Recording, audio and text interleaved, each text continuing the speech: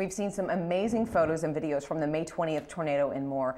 Paul Hellstern is a photographer for the Oklahoman and was one of the first media on the scene. He joins me in the studio. Thank you so much for being here. Thank you. Now, you actually got footage of the tornado. Yes, I did. I had heard the news reports and tried to make it down ahead of the path of the tornado. Drove south as fast as I could, probably breaking a few laws along the way, but did manage to get south. And right about the time the tornado started, as it was cutting across more than I kind of paralleled it to the south, about a half mile south of the tornado. Yeah, because, you know, obviously, as we're seeing right here on this video, you're a photographer, but also a videographer. So you can take your camera and actually shoot video with it as well.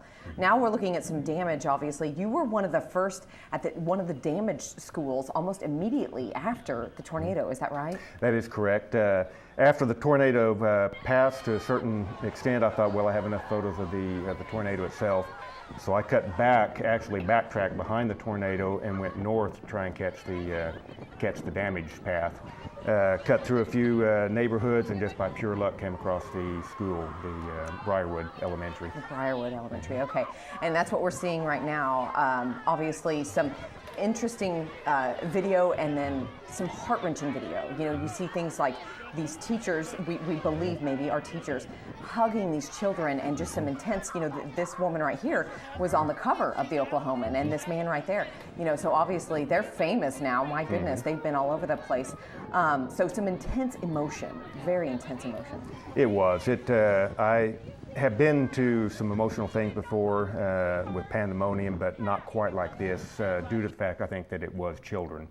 And so many of them, every single one was crying. The teachers were crying, but still trying to hold it together enough to get the kids to a safe spot, get them reunited with parents as the parents arrived and so forth. Just a little bit of that loss of innocence is what's heartbreaking. Oh my goodness. It is, yeah. Oh my goodness. Really. Now you covered the May 1999 tornado. How does this compare?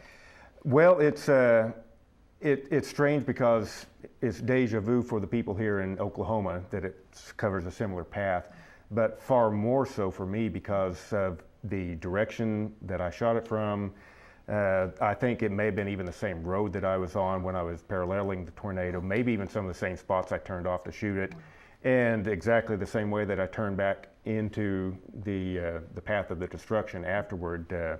I was there on that one probably within 3 or 4 minutes after the tornado passed also, and got some similar type pictures in neighborhoods. Interesting. Wow. So now how do you, on a personal level, recover from this? You saw a lot of stuff that I'm sure is tough to talk about. How do you recover emotionally from this? It hasn't hit me too hard yet. I'm sure it probably will in the future. One thing that helps, I think, especially for me, is the fact that I'm actually doing my job at the time. When I have the camera up in front of my face, I can kind of compartmentalize, I guess. Detach from the situation and become just someone who's documenting it. Wow.